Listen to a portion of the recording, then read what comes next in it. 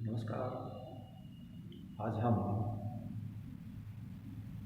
BA भाग तृतीय में पेपर सेकंड का अध्याय भारत के भौतिक विभाग के बारे में बात करेंगे। हमने उत्तर में हिमालय पर्वत की बात की, उत्तरी पर्वतमाला। अब हम हिमालय के दक्षिण में स्थित भारत के विशाल मैदान की बात करेंगे, जिसको हम गंगा, सिंधु, ब्रह्मपुत्र का मैदान का नाम भी देते हैं। यह मैदान हिमालय के समानांतर दक्षिण में पूर्व से पश्चिम की ओर लगभग 2400 किलोमीटर के क्षेत्र में विस्तृत है और इस मैदान का कुल क्षेत्रफल लगभग 7.5 लाख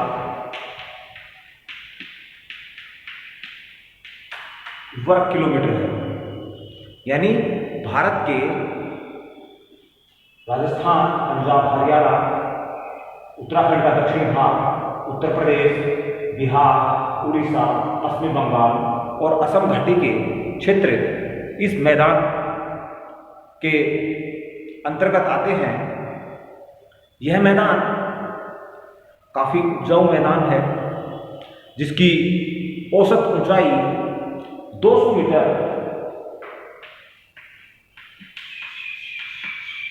मानी गई है। लेकिन सहारनपुर और अंबाला के पास यह ऊंचाई 295 मीटर की हो जाती है, जिसके कारण से यह भाग भारत का महान जल विभाजक के रूप में कार्य करता है। इसके पश्चिम में बहने वाली नदियां अरब सागर में गिरेगी और पूर्व में बहने वाली नदियां बंगाल की खाड़ी में गिरेगी। लेकिन ये जो ढाल है, औसत ढाल इस मैदान का 25 सेंटीमीटर प्रति वर्ग किलोमीटर का पाया जाता है। लेकिन जैसे ही हम मैदानी भाग के निचले हिस्से इलाहाबाद के पास आते हैं, तो ये ढाल प्रति किलोमीटर 10 सेंटीमीटर का हो जाता है। यानी बहुत कम ढाल यहाँ इलाहाबाद से डेल्टा तक हो जाता है, जिसके कारण से पानी की जो गति होती है वो बहुत कम हो जाती है। इस मैदानी भाग में जलोढ़ मिट्टी की प्रधानता देखने को मिलती है। फलस्वरूप भारत में सबसे ज्यादा कृषि सघनता और उत्पादकता इस क्षेत्र में देखने को मिलती है। यहाँ हम इस मैदान की उत्पत्ति निर्माण के संबंध में बात करते हैं, तो हमने पहले भी बात की, ये जो भाग है ये प्रायद्वीपीय पठार और हिमालय पर्वत के बाद में इस मैदानी भाग का निर्माण हुआ। और वो कैसे हुआ? हिमालय से निकलने वाली नदियां, जिसमें सिंधु, गंगा, ब्रह्मपुत्र, गंडक, शारदा, कोसी आदि नदियां उत्तर से दक्षिण की ओर, जबकि प्रायद्वीपीय पठार में चंबल, बेतवा, कैन, सोन, दामोदर ये नदियां इस मैदान का निर्माण करती हैं। सतत रूप से हिमालय पर्वत और प्रायद्वीपीय भाग के बीच का हिस्सा, जिसमें ये नदियां लगातार अवसादों का निक्षेपण करती हैं, फलस्वरूप यहाँ जलोढ़ मैदान का निर्माण होता है। इस मैदान में अपने को जलोढ़ मिट्टी की गहराई भी अलग अलग देखने को मिलेगी। कहीं आपको ज़्यादा गहराई देखने को मिलेगी, कहीं आपको कम गहराई देखने को मिलेगी। तो यह मैदान पूर्णतः जलोढ़ मिट्टी से निर्मित विश्व का उपजाऊ मैदान इसको हम नाम देते हैं। और फलस्वरूप यहाँ पर लगभग भारत की 48% जनसंख्या इस मैदानी भाग में निवास करती है। साथ ही साथ जनसंख्या की सघनता, कृषि की सघनता के साथ साथ यहाँ उद्योगों की स्थापना भी नदी के किनारे देखी जा सकती है, जिसके कारण से यहाँ जनसंख्या का जमाव ज्यादा पाया जाता है। यहाँ हम भारत का जो उत्तरी विशाल मैदान है उसकी स्थलाकृतियों की बात करते हैं। इस विशाल मैदान की स्थलाकृतियों की बात करते हैं तो मुख्य रूप से इसको हम मिट्टी की विशेषता और ढाल के आधार पर इसको हम भाबर, तराई, बांगर, खादर, रेगड़ और भूल, इन स्थलाकृतियों में हम मिट्टी की विशेषता और ढाल के अनुसार इसको हम निम्न भागों में विभाजित कर सकते हैं, या इसको हम मैदानी भाग का भौगोलिक विभाजन का नाम भी दे सकते हैं। भाबर की बात करते हैं। शिवालिक श्रेणी से दक्षिण में उत्तराखंड और उत्तर प्रदेश के हिस्सों में यह ज्यादा पाया जाता है। इसकी विशेषता, जैसे ही नदियां पहाड़ी क्षेत्र से नीचे की ओर मैदानी क्षेत्र में प्रवेश करती हैं, यहां पर ढाल और जल की गति की कमी के कारण यहां बड़े बड़े पत्थर का जमाव सतत रूप से ढाल के अनुसार होता जाता है। फलस्वरूप ये नदी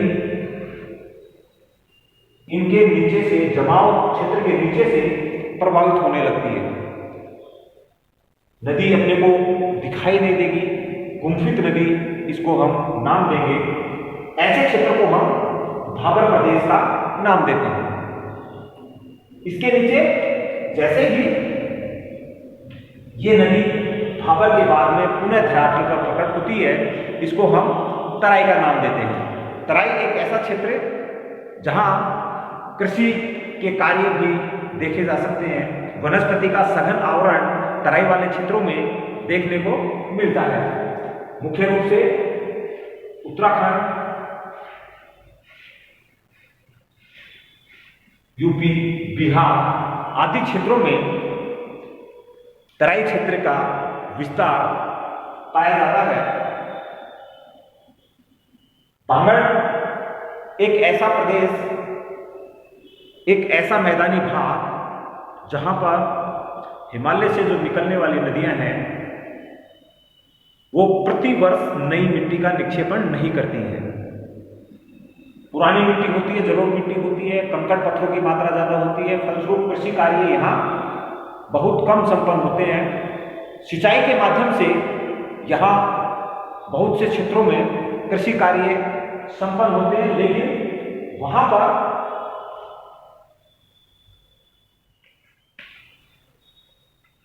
नमकीन की परत जमा हो जाती है मिट्टी के ऊपर, यानी अत्यधिक सिंचाई के कारण नमकीनी परत बिछ जाती है। बांगर के ऐसे क्षेत्र को हम रेह नाम देते हैं, जबकि बांगर के क्षेत्र को हम भूड नाम भी देते हैं। ऐसे क्षेत्र को भूड नाम देंगे जहां मिट्टी का अपरदन हो जाता है, तो उसको हम भूड नाम देंगे। उसके बाद में बांगर से नीचे वाला वो क्षेत्र जिसको हम खादर कहते हैं, नवीन जलोढ़ मिट्टी का निक्षेपण प्रति साल नदियों के द्वारा यहाँ होता है, जिसके कारण से बगैर सिंचाई भी यहाँ कृषि के कार्य सुगमता से किए जाते हैं। पानी की कमी यहाँ नहीं होती, मिट्टी में नमी की मात्रा पूरे साल भर बनी रहती है, बगैर सिंचाई भी यहाँ कृषि कार्य आसानी से संपन्न किए जाते हैं। ये मैदानी क्षेत्र के भौगोलिक विभाग हुए, मैदानी क्षेत्र की स्थलाकृतियां हुई, जिनको हमने मिट्टी की विशेषता और मैदान के ढाल के अनुसार हमने इनको विभाजित किया। अब हम इस मैदानी भाग का प्रादेशिक विभाजन करते हैं। प्रादेशिक विभाजन में हम राजस्थान का ये भाग, जिसको हम मरुस्थलीय क्षेत्र बोलते हैं,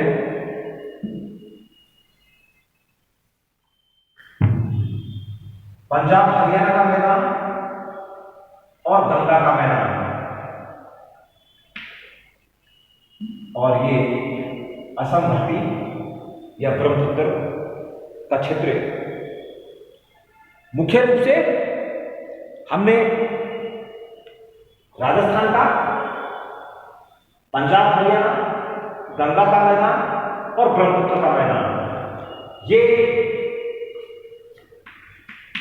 इसके प्रादेशिक विभाग हुए। राजस्थान का, पंजाब हरियाणा,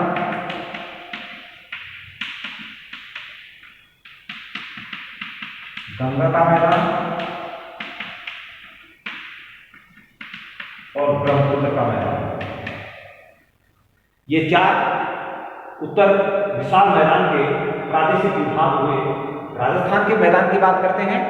राजस्थान का मैदान वैज्ञानिक ये मानते हैं कि पश्चिमी रेतीले मरुस्थल को भी मैदानी भाग का एक हिस्सा मानते हैं, जहां बालू मिट्टी का जमाव पाया जाता है, न्यून वर्षा होती है, वाष्पीकरण की क्रिया अधिक संपन्न होती है, तापमान अधिक देखने को मिलता है, दैनिक तापांतर यहाँ चाहे शीतकाल हो चाहे ग्रीष्मकाल हो उच्च देखने को मिलता है।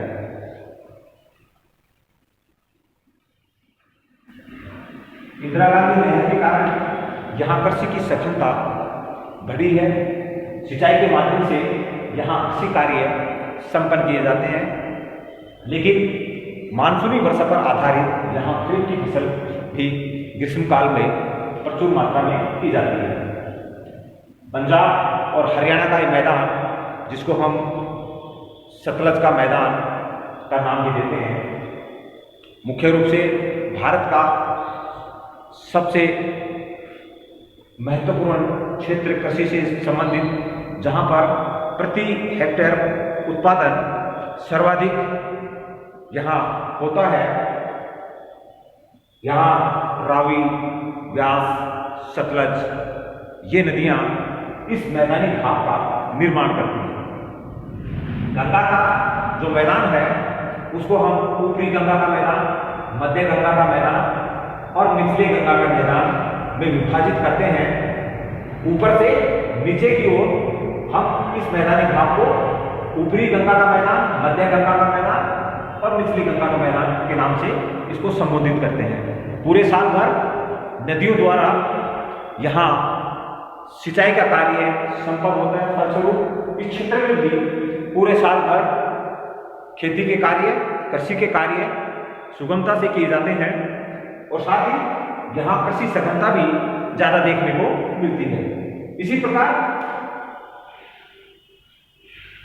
ब्रह्मपुत्र का मैदान जो असम घाटी क्षेत्र में स्थित है, यहाँ पर भी जलोढ़ मिट्टी के मैदान हमें देखने को मिलते हैं। फलस्वरूप इस क्षेत्र में भी सिंचाई के कार्य किए जाते हैं। इस प्रकार ये गंगा का मैदान भारत का महत्वपूर्ण हिस्सा है और इस महत्वपूर्ण हिस्से में भारत की कृषि उत्पादकता, कृषि सघनता यहां ज्यादा देखने को मिलती है। फलस्वरूप मैदानी क्षेत्र होने के कारण यहां पर परिवहन का जाल, यहां पर उद्योग धंधे प्रचुर मात्रा में स्थापित किए गए, जिसके कारण यहां पर भारत की लगभग 48% जनसंख्या निवास करती है।